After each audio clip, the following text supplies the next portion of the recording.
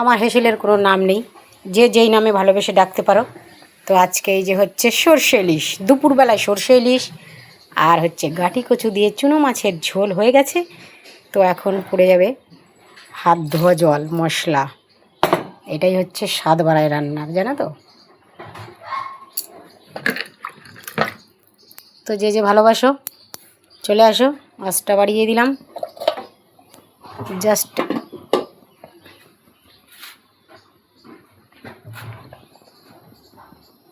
এক মিনিট পরে আঁচটা আবার কমিয়ে দিলাম।